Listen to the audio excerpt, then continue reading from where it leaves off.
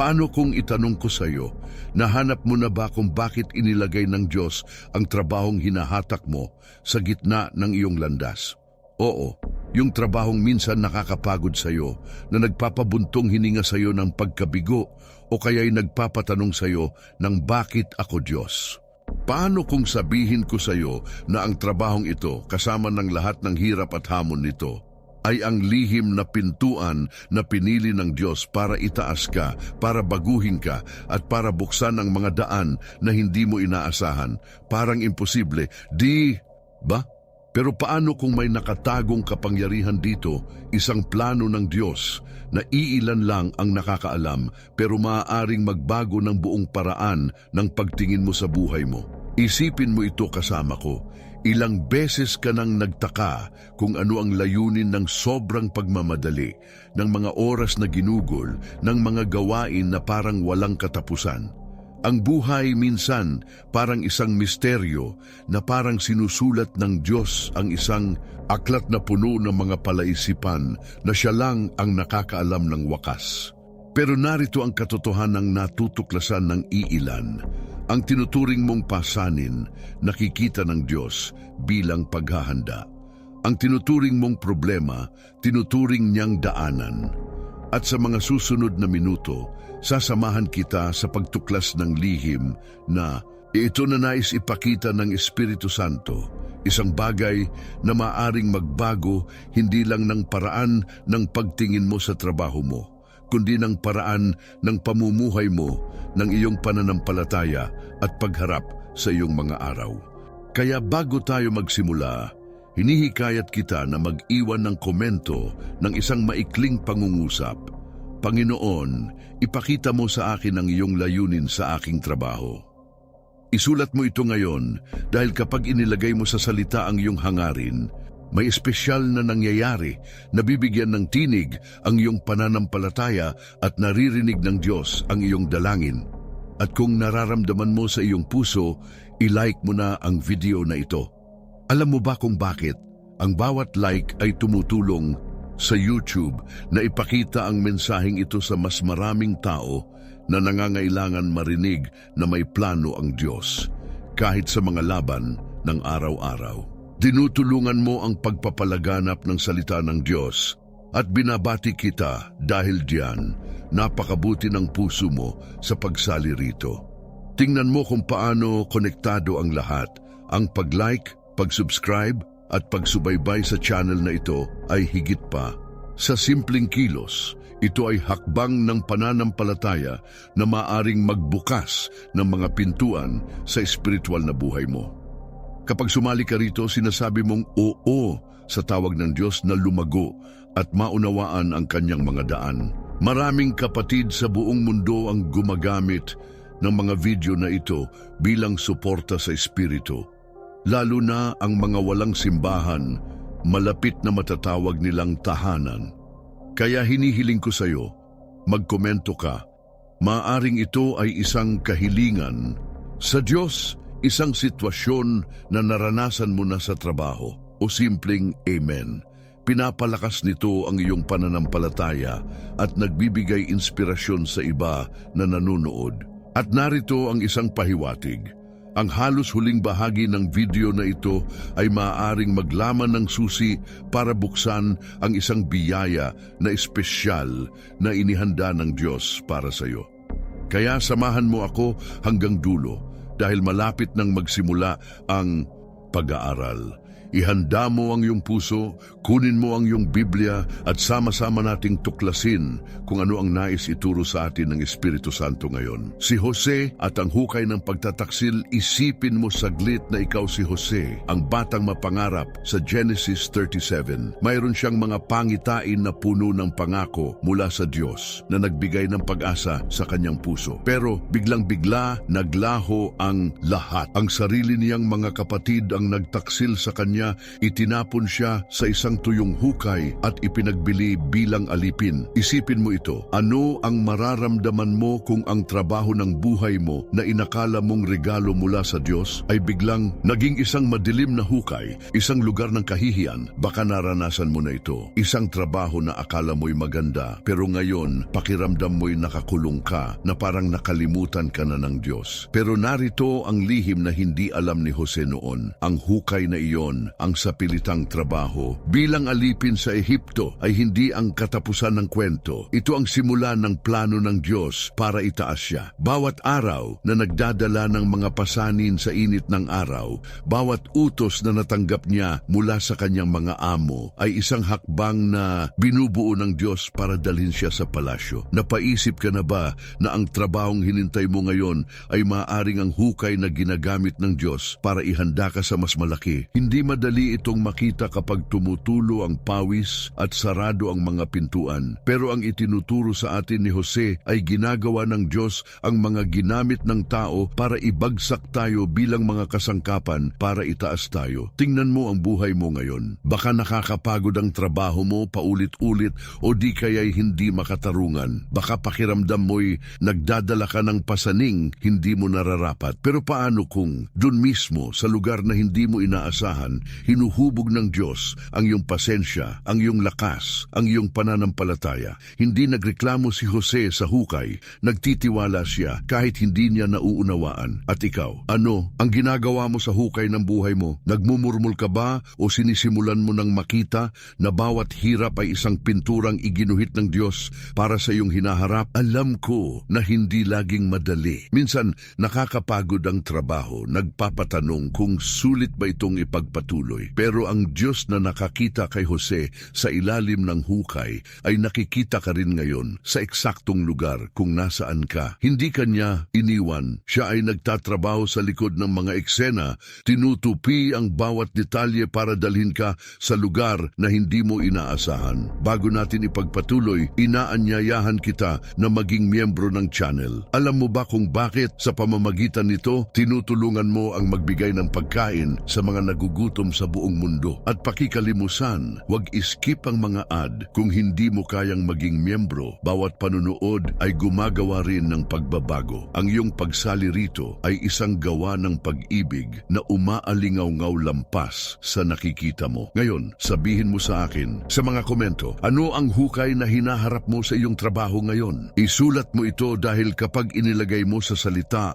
ang iyong mga laban, sinisimulan mong ihandog ito sa Diyos. At maghanda ka dahil ang susunod ay magpapakita sa iyo kung paano ang pinakamabigat na sandali ay maaaring magdala ng nakatagong pangako. Nagsimula na ba ang Diyos na magbukas ng pintuan na hindi mo pa nakikita? Sama-sama nating alamin ang disyerto ni Moises at ang tungkod na nakalimutan. Isara mo ang iyong mga mata saglit at isipin si Moises doon sa Exodo 2, tumakas mula sa Ehipto. Bilang isang kriminal, iniwan ang ginhawa ng palasyo. Wala na siyang titulong na tira, wala nang kapangyarihan, tanging isang tungkod ng pastol sa kanyang kamay at isang kawan na aalagaan sa disyerto ng Midian. Isipin mo ito, ano ang mararamdaman mo kung ang trabaho mo ngayon ay parang masyadong maliit, hindi karapat-dapat sa iyong mga pangarap o parang parusa sa isang bagay na mali ang nangyari sa buhay mo? Pero narito ang hindi alam ni Moises habang naglalakad siya sa disyertong iyon. Ang monotonong trabahong iyon,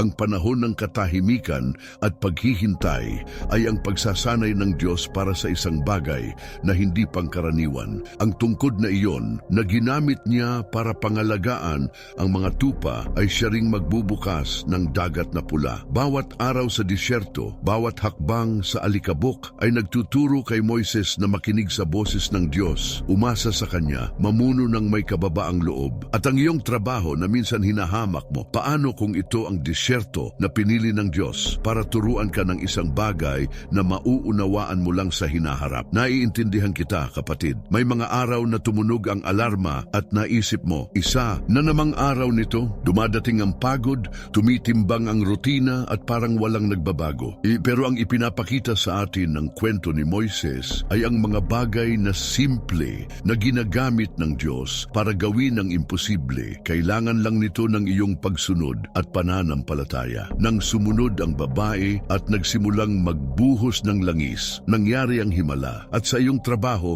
hinintay ba ng Diyos na itigil mo ang pagrereklamo at simulan ang pagtitiwala na kaya niyang paramihin ang kakaunti mong meron? Baka ang nakikita mong hangganan ay, sa totoo lang, ang simula ng isang biyaya na mag-uumapaw. Tingnan mo ang iyong araw-araw ngayon. Ano ang langis sa iyong trabaho? Isang pagkakataon na hindi mo pinansin, isang talento na ibinaon mo, isang ugali na maaari mong baguhin. Sa mga komento, sabihin mo sa akin, ano ang kakaunti na meron ka sa iyong mga kamay ngayon? Isulat mo ito dahil kapag inialay mo ang kakaunting ito sa Diyos, sinisimulan niyang gawin ang mga paraan na hindi mo maisip. At maghanda ka dahil ang susunod ay magpapakita sa iyo kung paano ang pinakasimpleng bagay ay maaring magdala ng kapangyarihang nagbabago ng lahat. Nagsisimula na ba ang Diyos na punuin ang iyong mga banga habang nanonood ka? Sama-sama nating alamin ang balo at ang langis na hindi nauubos. Isipin mo ang isang babae na desperado tulad ng balo sa Tuangan Hari 4. Namatay ang kanyang asawa. Ang mga nagpapautang ay kumatok sa kanyang pinto, nagbabanta na kunin ang kanyang mga anak bilang alipin at ang tanging meron siya ay isang maliit na bote ng langis. Isipin mo ito, tinitingnan niya ang paligid at ang natira sa kanyang buhay ay parang hindi sapat, halos walang silbi. Baka naranasan mo na ito sa iyong trabaho na parang ang ginagawa mo, ang kinikita mo, ang nasa kamay mo ay hindi sapat para buhayin ang iyong mga pangarap, ang iyong pamilya o kahit ang iyong pag-asa. Pero nakikita kaya ng Diyos ang mga bagay sa parehong paraan tulad ng nakikita mo. Nang dumating ang propetang si Eliseo, hindi niya sinabihan ng balo na maghanap ng isang bagay na malaki. Tinanong niya, ano ang meron ka sa bahay? At sa kakaunting iyon sa langis na baka hinamak pa niya, gumawa ng himala ang Diyos. Pinuno niya ang mga banga ng sunod-sunod at hindi tumigil ang langis hanggang nabayaran ang lahat ng utang at nagkaroon siya ng sapat para mabuhay. Ngayon, isipin ang iyong trabaho. Paano kung ang itinuturing mong maliit, walang halaga, ay ang mismong bagay na nais paramihin ng Diyos? Ang nakakapagod na turnong iyon, ang sweldong halos kulang, ang mga oras na parang nasayang. Paano kung lahat ng ito ang bote ng langis na gagamitin ng Diyos para buksan ang mga pinto sa buhay mo? Naiintindihan ko kung ano ang nararamdaman mo, kapatid ko. Minsan, umuuwi ka at naiisip, ito lang ba lahat ng pagsisikap ko para dito? Pero ang kwento ng balong ito ay nagpapakita na hindi kailangan ng Diyos ng marami para gawin ang imposible. Kailangan lang niya ang iyong pagsunod at pananampalataya. Nang sumunod siya at nagsimulang magbuhos ng langis, nangyari ang himala. At sa iyong trabaho, hinintay ba ng Diyos na itigil mo ang pagrereklamo at simulan ang pagtitiwala na kaya niyang paramihin ang kakaunti mong meron? Baka ang nakikita mong hangganan ay, sa totoo lang, ang simula ng isang biyaya na mag-uumapaw. Tingnan mo ang iyong araw-araw ngayon. Ano ang langis sa iyong trabaho? Isang pagkakataon na hindi mo pinansin, isang talento na ibinaon mo, isang ugali na maaari mong baguhin. Sa mga komento, sabihin mo sa akin, ano ang kakaunti na meron ka sa iyong mga kamay ngayon? Isulat mo ito dahil kapag inialay mo ang kakaunting ito sa Diyos, sinisimulan niyang gawin ang mga paraan na hindi mo maisip at maghanda ka dahil ang susunod ay magpapakita sa iyo kung paano ang pinakasimpleng bagay ay maaring magdala ng kapangyarihang nagbabago ng lahat. Nagsisimula na ba ang Diyos na punuin ang iyong mga banga habang nanonood ka? Sama-sama nating alamin ang patawag kay Gideon sa gitna ng pagyayari. Isipin mo si Gideon sa mga hukom Sykes, nagtatago sa isang pagyayari, nag-aani ng trigo ng lihim. Hindi siya mandirigma, wala siyang hukbo, wala ring katanyagan. Isang ordinaryong tao lang, nagsisikap para mabuhay sa panahon ng pang-aapi. Mainit ang araw, mabigat ang takot sa mga Midianita at ang trabahong iyon ay parang laban kaysa sa biyaya. Naranasan mo na ba ito? Na parang ang iyong trabaho ay isang taguan, isang lugar kung saan sinusubukan mo lang hindi mapansin, walang malaking inaasahan, ginagawa lang ang kailangang gawin, pero biglang may nangyari na hindi inaasahan. Lumitaw ang isang anghel at sinabi, kasama mo ang Diyos, matapang na tao. Ngayon, tumingin siguro si Gideon sa paligid, nalilito, iniisip, matapang ako dito sa pagyayaring ito. Wala siyang nakitang espesyal sa ginagawa niya. Trigo lang, pawis at rutina. Pero iba ang nakita ng Diyos. Ang simpleng trabahong iyon, ang lugar ng pagiging hindi kilala, ay ang entablado na pinili ng Diyos para tawagin siya sa mas malaki. At ang iyong trabaho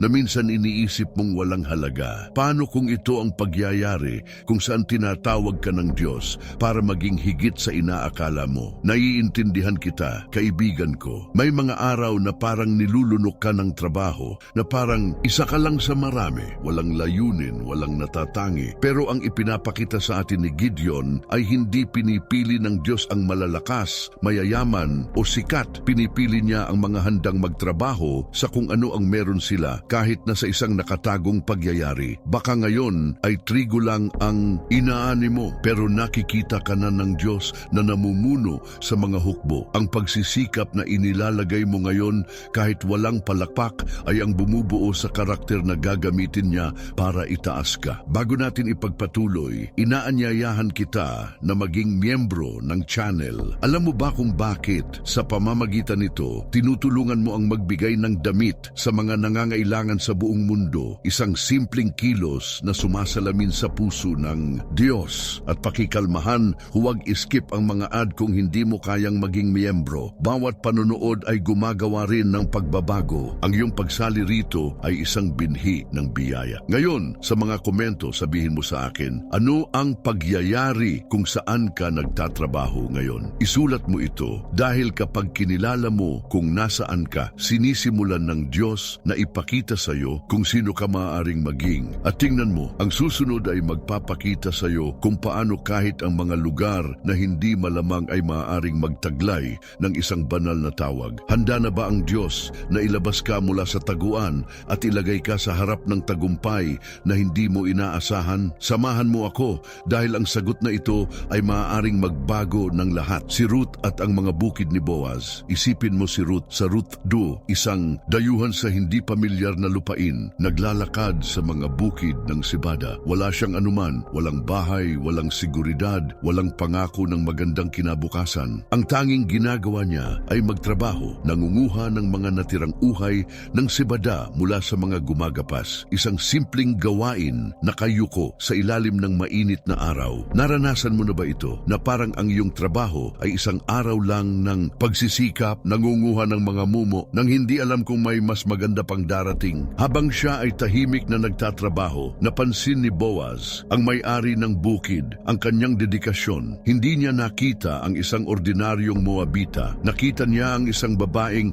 may pananampalataya, isang hindi sumusuko. At mula sa simpleng trabahong iyon ay dumating ang isang pagtubos na hindi niya inasahan. Naging bahagi siya ng lahi ng mismong Mesiyas. Ngayon, isipin ang iyong trabaho. Paano kung ang Diyos ay nakatingin sa iyo ngayon mismo, doon sa lugar na akala mo'y walang nakakakita ng halaga? Baka ngayon ay mga uhay lang ang kinokolekta mo, pero ang Diyos ay naghahanda ng buong bukid para ibigay sa iyo bukas. Naiintindihan ko kung paano mo nararamdaman, kapatid ko. Minsan, ang trabaho ay nagpaparamdam sa iyo na hindi ka nakikita, na parang hindi napapansin ang iyong mga pagsisikap. Pero itinuturo sa atin ni Ruth na nakikita ng Diyos ang bawat hakbang na ginagawa mo, bawat oras na iniaalay mo, kahit walang ibang makapansin. Ang trabahong hinintay mo ay maaaring ang bukid kung saan siya naghahanda ng iyong pagtubos, kung saan siya nagdudulot sa iyo ng mga biyaya na lamplaging may nakatagong yaman, kahit sa simpleng pagkakaroon ng maraming bagay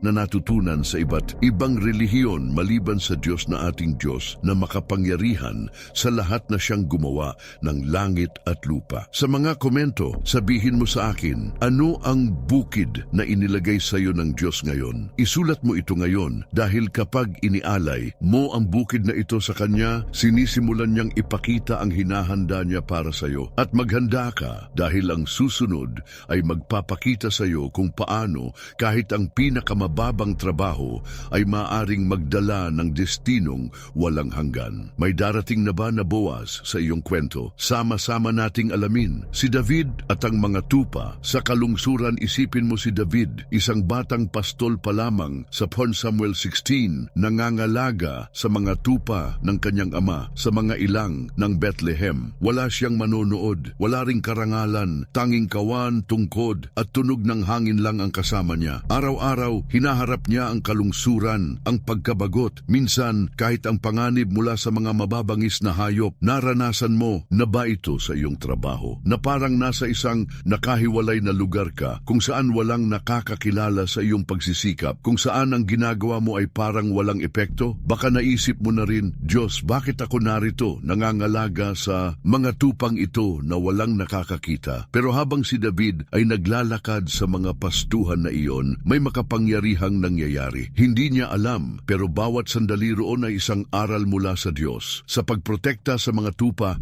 natututo siya ng tapang. Sa pagtugtog ng alpa para pakikalmahan sila, nahuhubog niya ang isang pusong mapag-adorasyon. Sa pagharap sa mga leon at oso, natatamo niya ang lakas na darating ang araw na ibabagsak si Goliath. Ang nag-iisang trabahong iyon na maaaring parang walang halaga ay ang pagsasanay ng Diyos para gawin siyang hari. At ang iyong trabaho na minsan iniisip mong nakakakulong, sa'yo paano kung ito ang pastuhan kung saan hinahanda ka ng Diyos para harapin ang mga higante? Naiintindihan kita, kaibigan ko.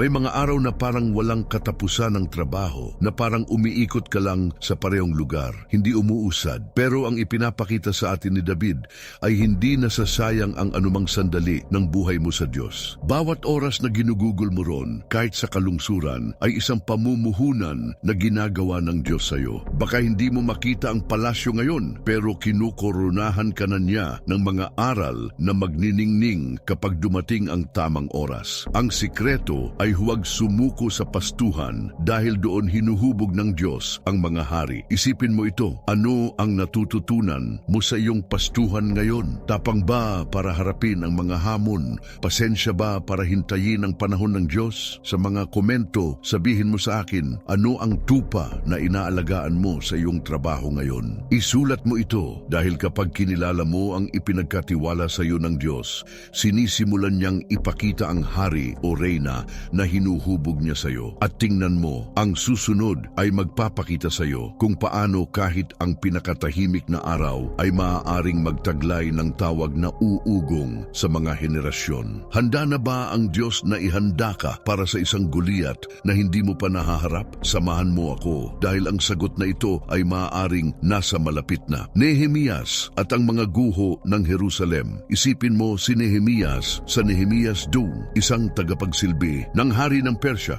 namumuhay ng komportable sa palasyo, pero bigla siyang nakatanggap ng balita. Ang Jerusalem ay wasak na, ang mga pader bumagsak, ang mga tao walang proteksyon. Pwede naman sana siyang manatili kung nasaan siya. Ligtas ang kanyang trabaho, kagalang-galang pa, pero may isang bagay na naglalagablab sa puso niya. Iniwan niya ang tasa ng pilak para sa isang misyon, buuing muli ang wasak na lungsod. Naranasan mo na ba John, yung bigat sa dibdib na parang ang trabaho mo ngayon ay pansamantala lang, isang hakbang papunta sa mas malaking bagay na gusto ng Diyos na gawin mo kahit di mo pa ito lubos na nauunawaan. Nang dumating si Nehemias sa Jerusalem, hindi naging madali ang lahat. Hinarap niya ang mga guho, mga kaaway, mga gabing walang tulog at mga kamay na puno ng kalyo. Minsan mas mahirap ang muling pagtayo kaysa sa pagsisimula. Kailangan ng tapang para harapin ang kaguluhan. Baka ganyan din ang trabaho mo ngayon, puno ng guho, mga sitwasyong mahirap, mga taong sinusubok ka. Pero paano kung nilagay ka ng Diyos dyan, hindi para itali ka, kundi para turuan kang magtayo ng pader ng proteksyon, para ayusin ang mga nawala sa buhay mo o sa buhay ng iba. Hindi nagreklamo si Nehemias tungkol sa mga bato. Ginamit niya ito para magtayo ng isang bagay na walang hanggan. Alam ko ang pakiramdam mo, kapatid. May mga araw na parang digmaan ang trabaho. Puro guho ang nakikita mo. Deadlines, pressure, pagkadismaya. Pero tinuturo sa atin ni Nehemias na madalas tinatawag tayo ng Diyos sa mga sirang lugar kasi doon niya ipinapakita ang lakas niya sa pamamagitan natin. Bawat hirap na dinaranas mo ngayon, pwedeng maging batong ibinibigay ng Panginoon para buuin ang isang bagay na pangmatagalan. Handa ka bang ipagpalit ang ginhawa para sa misyong binigay niya sa iyo? Isipin mo ang trabaho mo ngayon. Ano ang mga guho na hinaharap mo? Isa ba itong lugar na puno ng tensyon, gawaing parang imposibleng matapos? I-share mo sa comments. Ano ang pader na gusto ng Diyos na buuin mo? Isulat mo ito dahil kapag na-identify mo ang mission mo, sisimulan ka ng bigyan ng Diyos ng mga kasangkapan para magtagumpay. At maghanda ka dahil ang susunod na mangyayari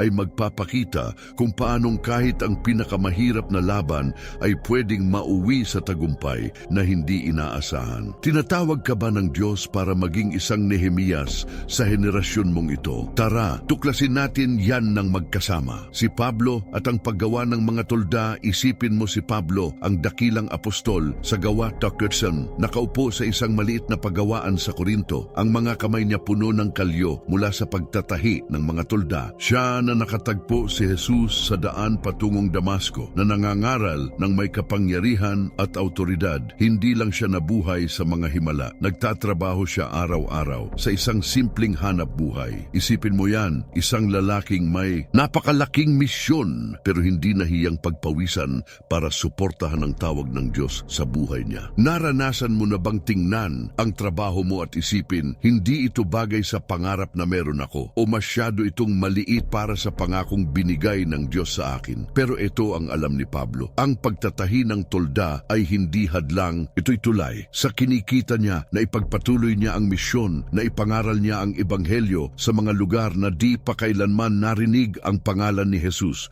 Bawat tahi sa tela ay hakbang papunta sa isang kaluluwa. At ang trabaho mo ngayon na minsan kinu-question mo, baka naman yan ang tulay na ginagamit ng Diyos para dalhin ka sa lugar kung saan kanya gustong gamitin. Baka akala mo simpleng pagtatahi ng tolda lang ang ginagawa mo, pero sa mata ng Diyos, isa kang misyonaryong hinuhubog. Naiintindihan kita, kaibigan. May mga araw na parang nilalayo ka ng trabaho mo sa pangarap mo, parang nakakulong ka sa rutina na hindi naman nagpapakita kung sino ka talaga. Pero tinuturo sa atin ni Pablo na ginagamit ng Diyos kahit ang pinakapangkaraniwang gawain para tuparin ang kanyang pinaka-extraordinaryong plano. Bawat oras na ibinibigay mo sa trabaho, kahit pamukhang walang dating, ay sinulid sa obra, maestrang hinahabi ng Panginoon para sa buhay mo. Hindi kanya kinalimutan, inaalalayan kanya habang hinahanda kanya para sa isang bagay na lalampas pa sa mga inaakala mo. Bago tayo magpatuloy, iniimbitahan kitang maging miyembro ng channel na ito. Sa pamamagitan nito, natutulungan nating alagaan ang mga ulilang nangangailangan ng pagmamahal at suporta sa iba't ibang sulok ng mundo. At kung hindi ka pa makapagpa-member, huwag mo munang iskip ang mga ads. Bawat panonood mo mahalaga. Ang presensya mo rito ay refleksyon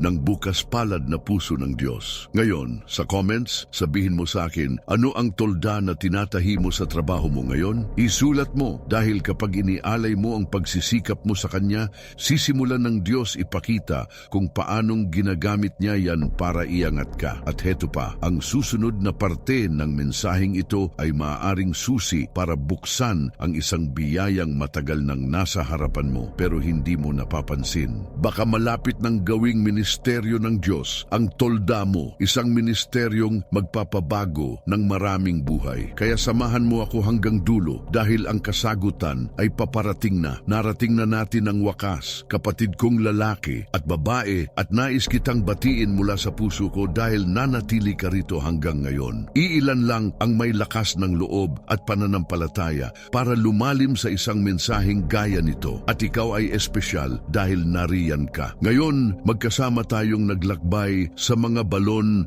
disyerto, bukirin at mga pagawaan, at nakita natin ang trabahong minsan inirereklamo mo ay ang mismong pintuan na ginamit ng Diyos para itayo ka. Siya ang nagdala sa iyo rito at naniniwala, akong ang banal na espiritu ay bumulong sa puso mo, marahil ng pag-asa, marahil ng hamon na kailangan mong marinig. Ngayon, hinihiling ko sa iyo, ipikit mo sandali ang iyong mga mata at damhin mo ito. Ang trabaho mo sa kabila ng lahat ng hirap ay isang banal na lupa kung saan nagtatanim ang Diyos ng mga binhi ng pagpapala. Tulad ng punong tahimik na lumalago, maaaring hindi mo pa makita ang bunga ngayon pero paparating na ang ani. Kaya sa comments, iwan ka ng isang pangungusap na nagpapakita ng iyong paninindigan sa katotohanan ito. Isulat mo ang isang bagay na tapat at galing sa puso puso, gaya ng, Panginoon, iniaalay ko ang aking trabaho sa iyo upang ako'y iyong itayo. Gusto kong makita kung sino-sino ang mga hinirang na umabot hanggang dito. Dahil ang mga salita mo ay patotoo ng pananampalatayang sinisindihan ng Diyos sa puso mo. At isa pa, i-share mo ang video na ito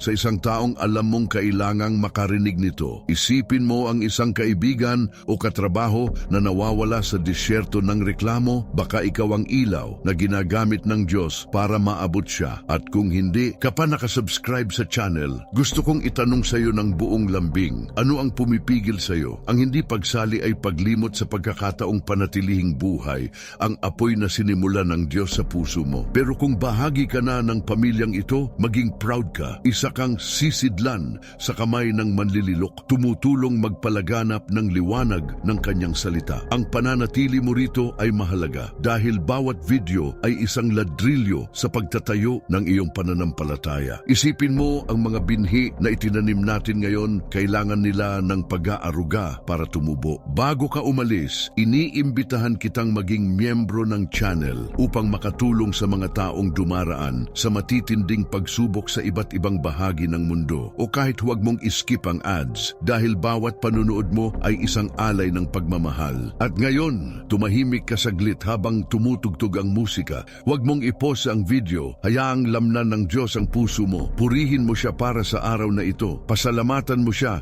dahil inuunat niya ang kamay niya para itayo ka. Ito ay sandali mo kasama ang Ama. At